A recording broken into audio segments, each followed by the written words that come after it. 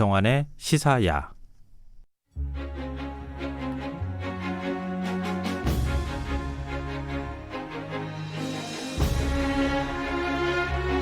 오늘 일왕 즉위식 참석차 일본을 방문한 이낙연 국무총리는 단 한 번의 방문으로 모든 게 다 해결되지 않겠지만 최선을 다하겠다, 이런 입장을 밝혔는데요.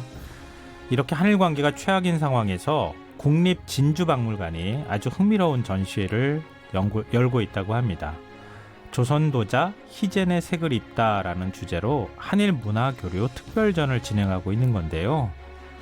특별히 일본의 등록문화재인 백자청화 국화 넝쿨문이 접시가 출품됐다고 하는데, 일본의 도자기가 조선의 도공 덕분에 탄생했다는 얘기는 혹시 알고 계십니까? 임진왜란을 도자기 전쟁이라고 할 만큼 우리나라의 많은 도공들이 일본에 끌려갔는데요.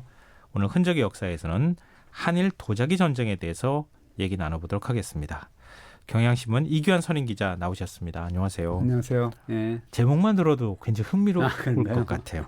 근데 임진왜란 때 뭐 엄청나게 많은 숫자의 조선인 도공들, 네. 기술자들이 일본에 끌려갔다고 하는 거는 많은 분들이 아마 알고 계실 것 같아요. 그렇습니다. 그 당시에 일본이 그 한 100년이 넘는 전국 시대를 거치면서 사실 네.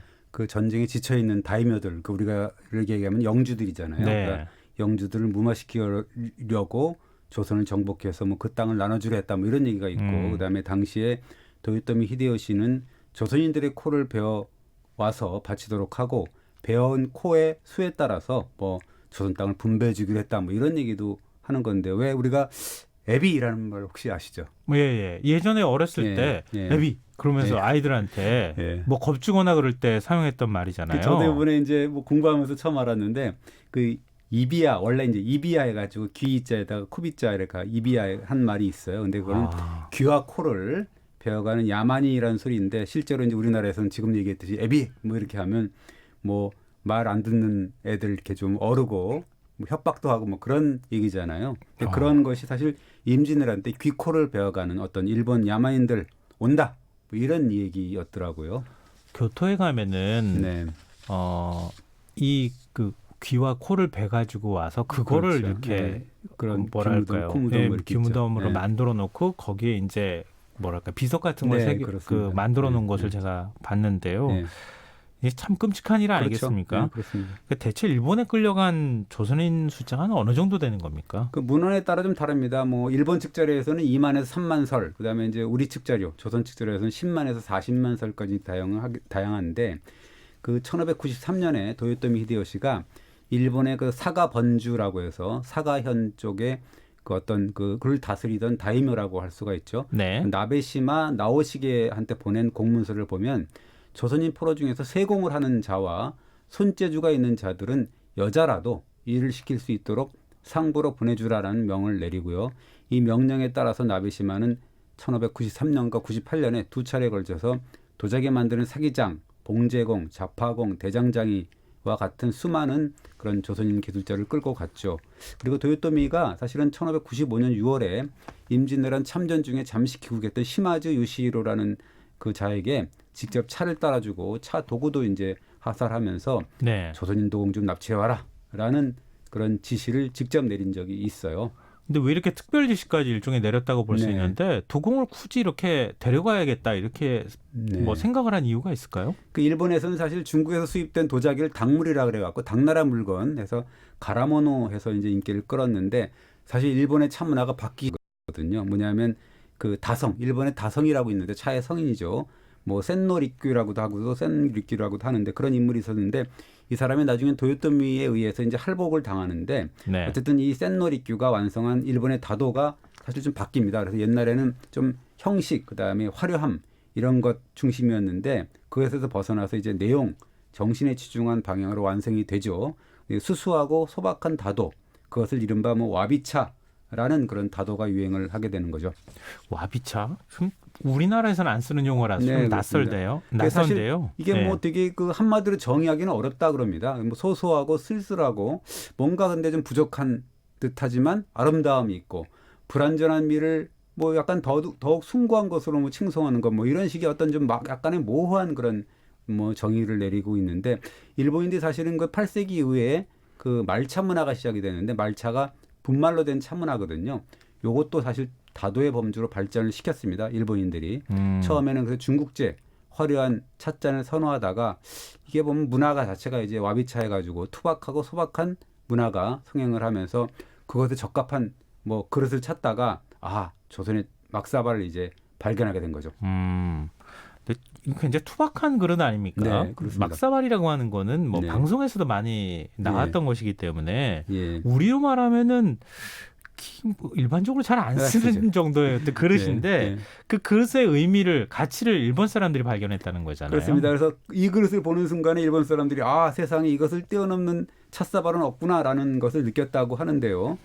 근데 이제 이게 사실 일본에서는 이런 조선의 막사발 같은 그런 만들 능력도 사실 흙도 사실 찾기 어려웠기 때문에 이 막사발 가격이 사실 되게 천정부지로 뛰었다는 건데 상상 이상이었다고 해요. 그래서 이 막사발 하나를 구하기 위해서 목숨을 내놓고서라도 조선의 찻사발, 그 막사발 하나만 소장하면 좋겠다라는 다인까지 생겼다는 건데 사실 이것 때문에 뭐 임진왜란이 일어났어라고 이제 우리가 얘기하는 사람도 있는 거죠. 그 해석인 거죠, 사실은. 네, 그렇습니다. 예. 그러니까 임진왜란을 도자기 전쟁이라고 얘기하는 불리는 하나의 이유를 이제 설명해 주신 거잖아요. 그렇습니다. 예. 뭐 예를 들자면 이제 조선의 막사발, 찻사발을 사실 일본에서는 이도다완이라고 하는데 네. 그것이 이제 진주 부근에서 빚어진 사발을 총칭을 합니다. 근데 보시면 뭐 아시겠지만 되게 투박하게 생겼어요. 약간 뭐 우리 항아리를 보는 약간 듯한 좀 느낌도 뭐 이렇게 있어요. 막 만든 것 같아서 예. 막사발이라고 하잖아요. 그래서 사실은 이 찻잔이 조선에서는 16세기에 경남 진주에서 이렇게 보면 민가에서 제기용 그릇이었는데 그 제기용 그릇에 제사 때 그 김치를 담아서 이렇게 올리던 사발이었답니다. 그런데 이제 이런 투박한 사발이 일본에서는 중요문화재, 그러니까 국보나 보물들이 이제 되기 시작한 거죠. 그때 김치 안 나오고 그거 잘 보관했으면 어땠을까 하는 생각이. 일본으로 가져갔으면 수억 벌었어. 근데 김치 사발이 일본 국보가 됐다고 하니까 좀 많이 어색해요. 그렇습니다. 사실 뭐 이 아주 좋은 그 이도 다완, 그러니까 기자에몬 이도라고 있는데 이런 것들은 이런 다완들은 사실 오사카 성과도 바꿀 수가 없는 명품이다라고 했는데 우리가 보면 좀 희한한 게 뭔가 투박하긴 해요. 네. 근데 뭔가 거침이 없어요. 이렇게 만드는 거 보면 막 만드는 것 같은데. 근데 뭔가 위풍당당하고 깎은 적도 호방하고 뭔가 색깔도 뭔가 우리 민족 같은 피부색, 약간 노리끼리한 그런 느낌도 좀 들면서 갈색도 있는 것들도 살색도 좀 있고 이렇거든요. 그래서 어떻게 보면 또 손자국도 있는 점인지 잘 모르겠고 이런 건데 뭔가 일본에서는 선의 경지에 도달한 도공의 솜씨 같다 이렇게 얘기를 하고 그리고 그 사발의 굽 사이를 보면 이렇게 동그랗게 이렇게 그 이슬처럼 동그랗게 된 그런 유약들이 있거든요. 네네. 보면 보이는데 뭐 이것을 뭐 조선 도공들 사기장들의 뭐 눈물이다 뭐 이렇게 또 얘기하는 뭐 해석도 있더라고요. 얼마나 고생 많이 했으면은 네. 그렇게 또 해석을 하나 그렇습니다. 싶은 생각도 드는데요. 네. 그러니까 도요토미 히데요시 같은 일본의 이제 사무라이 무사들이 네. 이렇게 이런 이제 그 이도 다완이라고 하는 이 막사발에 완전히 푹 빠졌다면서요? 그렇습니다. 그래서 뭐 사실 차문화하고 무사들하고 뭔가 뭔 관계가 있겠나라는 생각이 들잖아요. 그런데 이제 일본 사무라이들 같은 경우는 칼을 이 두자로 차고 다니면서 이 살인 특권이 있었다고 합니다. 살인 면허라고 하는데 브레이 우찌라고 하더라고요. 근데 그런 걸 갖고 사실 자국 백성은 물론이거니와 다른 나라 백성들까지 막 죽이고 이랬지 않습니까? 어떻게 보면 이제 살인을 일삼는 자들인데 뭐 이들이 어떻게 보면 자신들이 지고 있는 살인 업보 이런 것을 이제 내려놓기 위해서 어떻게 보면 일종의 다도를 뭐 희생 제사의 형식으로 이렇게 받아들이는 측면도 있는 것 같고 또 이제 충성 맹세의 개념, 그다음에 이제 동료들 간의 결속 뭐 이런 것들도 이제 의미를 담았다고 합니다. 옛날에 이제 일본에서 차를 마시는 잔은 굉장히 조만했다고. 네, 예. 근데 막사발은 크잖아요. 그렇습니다.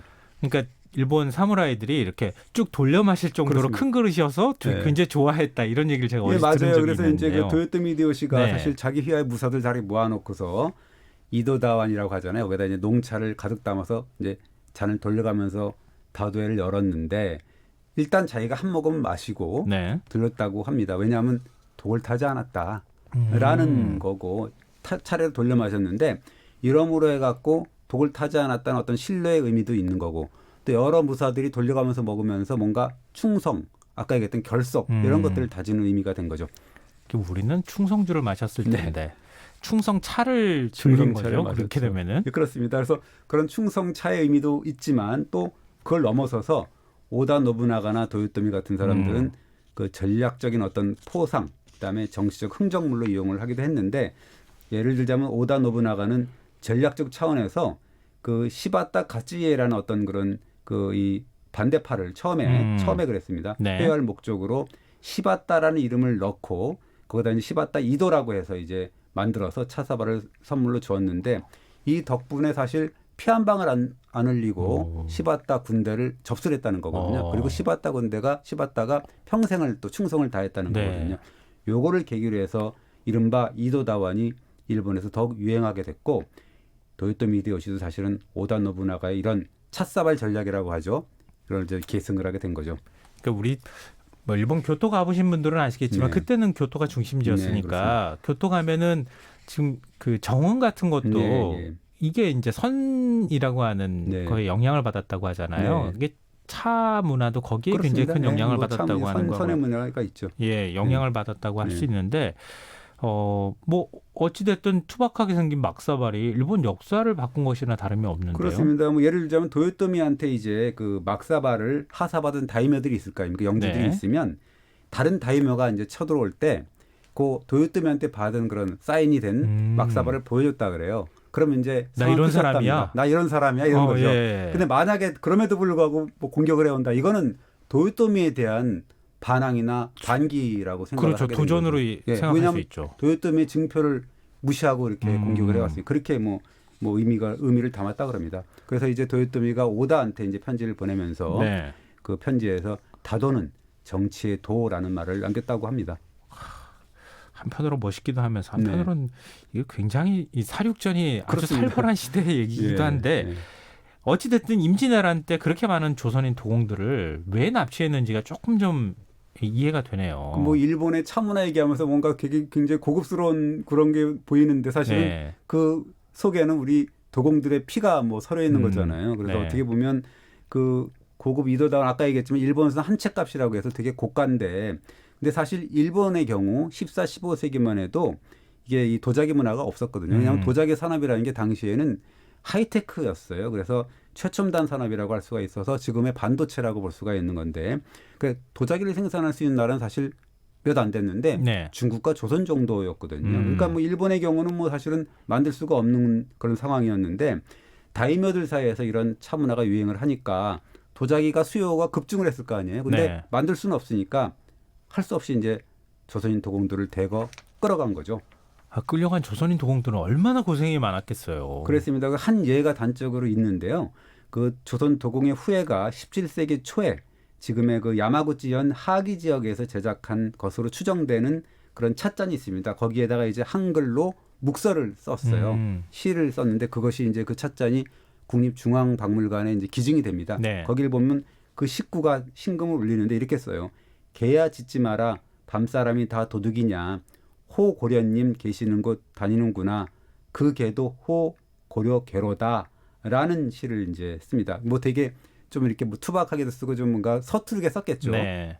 근데 호고려라는 게 이거 어떤 말입니까? 호라는 게 뭐 우리가 알겠지만 뭐 오랑캐라는 의미가 있지 않습니까? 예. 그러니까 납치를 당했던 조선인을 일본 사람들이 어떻게 보면 그렇게 이제 불렀겠죠. 되고려 사람 혹은 오랑캐 고려 사람이라는 뜻이었는데 언젠가부터 이제 그런 납치된 조선인을 일컫는 일본 사람들이 일컫는 보통 명사가 되었을 것이다. 라는 거고 17세기 초면 사실은 납치된 지 한 50년이 지난 상황인데 네. 이 도기 제작이 굉장히 고되지 않습니까? 그렇죠. 고되니까 이제 밤에만 왔다 갔다 할 수 있는 상황이어서 그런 참 그런 슬픈 그런 도공들의 처지를 빗대서 푸념하는 내용이다라고 우리가 추정할 수가 있죠. 그러니까 이렇게 호고려라고 네. 조선 사람들이 불려졌다는 얘기는 따로 차별했다는 얘기나 마찬가지잖아요. 어떻게 보면 차별도 했죠. 구별도 했는데 어떻게 보면 그 임진왜란 후에 180년 정도가 지난 1780년대 일본 기록이에요. 서유 잡기라는 걸 보면 이렇게 씁니다. 조선 도공촌에서는 누구나 비녀를 꽂고 있고 키도 크고 얼굴도 갸름하고 길다. 근데 이제 천하가 보이지는 않는다. 그러나 일본인과 혼담이 있으면 법도에 따라서 엄격하게 금했고 머리도 뭐 일본 무사처럼 깎으면 안 됐다. 그리고 5대와 6대 정도를 지나도 일본에 살면서도 머리조차도 일본식으로 하는 것, 꾸미는 것을 허락받지 않았다라는 기록이 있거든요. 그러니까 의관, 혼인 이런 것까지도 이제 일본의 통제를 받았다라는 거 우리가 알 수가 있죠. 아유, 이 강제로 끌려와서 이렇게 차별받으면 얼마나 고향이 그렇습니다. 그리웠을까요? 네, 그래서 뭐 이 상당수는 뭐 아무래도 고향으로 돌아갈 꿈을 꿨겠죠. 네. 본인도 했을 거고. 근데 이제 뭐 여의치 않았겠고, 그리고 뭐 황무지 개간하면서 가마짓고, 그다음에 조잡한 뭐 일상 제기나 뭐 잡기 이런 걸 만들기도 하고, 토착민하고 물물 교환도 했을 거고, 그다음에 네. 겨우 목숨을 부지하는 정도였는데 뭐 문화가 다르고 언어가 다르니까 또 싸우기도 했을 거 아니에요. 충돌도 그렇죠. 하고. 물론 이제 그 중에는 세월이 흐르면서 이제 정착하겠다, 그냥 눌러 앉게 되겠다라는 사람도 있었겠죠. 네, 우리 이제 왜 해외 교포들만 봐도 그렇지만 2대까지는 그렇지만 3대 정도 내려가면 그 사회에 아예 적응을 하잖아요. 그렇죠. 그러니까 뭐 17세기에 그 이경직이라는 사람이 그 일본으로 가죠. 그러니까 끌려간 조선인들의 귀환을 좀 어떻게 좀 해볼까 하고 가는데 기행문을 보면 이렇게 됩니다. 돌아가려는 자는 조금 식견 있는 사족이거나 일본에서 고생하는 사람이지만 삶이 안정된 이들은 귀국의 뜻이 전혀 없으니 가증스럽다, 짝이 없다, 뭐 이런 식으로 비판을 했어요.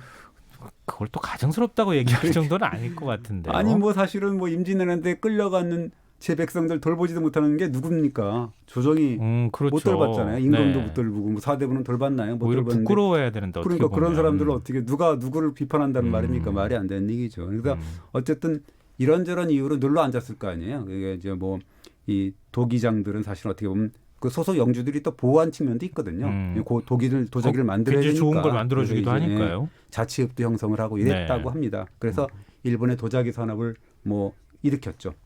그러니까 외국의 그 아주 유명 박물관이나 이런 데 가보면 네. 일본의 도자기를 수입한 그러니까 16, 17세기 넘어가면서 일본 네. 도자기를 갖고 온 경우가 있었는데 그게 조선인 도공에서 시작된 거잖아요. 굉장히 그렇죠. 당시에 동양 도자기가 엄청난 인기를 끌어갖고 네. 고가에 팔리고 그래서 뭐 금과 똑같은 무게로 팔렸다는 거거든요. 그러니까 엄청난 이 가격이죠. 예. 집 한 채 값이었다니까. 그러니까 그런 상황에서 조선 기술자를 납치해간 일본 어떻게 보면 이 졸지에 당대의 그 부가가치 산업이잖아요. 그렇죠. 하이테크 산업. 예. 그 도자기를 제작할 수 있는 첨단 산업 국가가로 이제 변모를 하게 되는 상황이 되죠. 그러면은 뭐 결론적으로 보자면 일본 네. 도자기 산업의 시조는 당연히 조선인일 수밖에 없는 거 아닌가요? 그렇습니다. 이삼평이라는 사람이 있습니다. 이 사람이 이제 일본 도자기의 신이라고 하는데 일본이 자랑하는 아리따 자기 시조로 추앙을 받는데요. 이 사람이 이제 뭐 이 여기저기 돌아다니다가 이제 백자강을 찾고 그래서 아리따에서 찾고 그래가지고 거기서 도예천을 열었는데 이것이 이제 일본 도자기 시초가 됐다 그럽니다.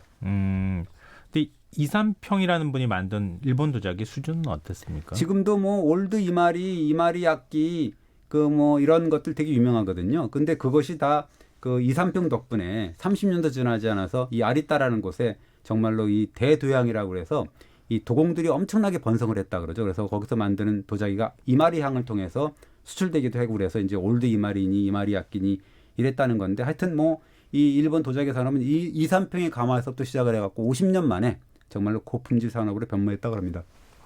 이 조선 입장에서 보면은 이 도자기 얘기를 이 임진왜란 때 도자기 얘기를 네. 하기 시작해서 도자기 산업을 얘기할 때는 굉장히 좀 가슴 아픈 사연들이 많이 담겨 있는 그러니까 거예요. 이제 일본 입장에서는 도자기로 돈 번 것뿐만 아니라 이 도자기 때문에 좋은 인상을 줘갖고 다른 일본 상품까지 좋은 인상을 받았거든요. 그래서 뭐 공예품이라든가 가구라든가 실크 이런 것들은 되게 그 일본이 네네, 좋구나라는 맞아요. 걸 했기 때문에 그리고 17세기에 또 명나라하고 청나라하고 싸우잖아요. 예. 그 상황에서 네덜란드가 대체국으로 일본을 택하거든요. 그러니까 일본에서 도자기를 막 수입을 해갖고 가고 그 서양에서 선풍적인 인기를 그렇죠. 끌었고 그러니까 뭐 그래서 이제 프랑스, 영국 이런 데서 또 뭐 다 이제 수입을 해가고 그랬죠.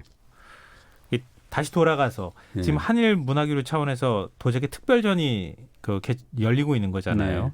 네. 그 특별전 가보시는 않으셨어요? 예, 혹시? 너무 멀어갖고 못 가봤는데 거기 네. 이제 관장이 뭐 기자 출신이 그래서 저기도 친하고 그런데 그러셨구나. 오라 그러는데 못 갔어요. 한번 거기가 사실은 임진왜란 전문 박물관이기 때문에 가보시면 임진왜란에 대해서는 다 알게 됩니다. 그래서 한번 가보시길 권하는데 어쨌든 간에 이 조선의 막사발이 일본 국보가 되는 과정이 굉장히 우리가 보면 반면교사잖아요. 그렇죠. 근데 조선은 임진왜란 후에 이 기술을 이렇게 막 천대하고 있기 때문에 일본처럼 이렇게 안 됐잖아요. 되게 아쉬운 부분이 우리가 또 역사에서 배울 수가 있습니다.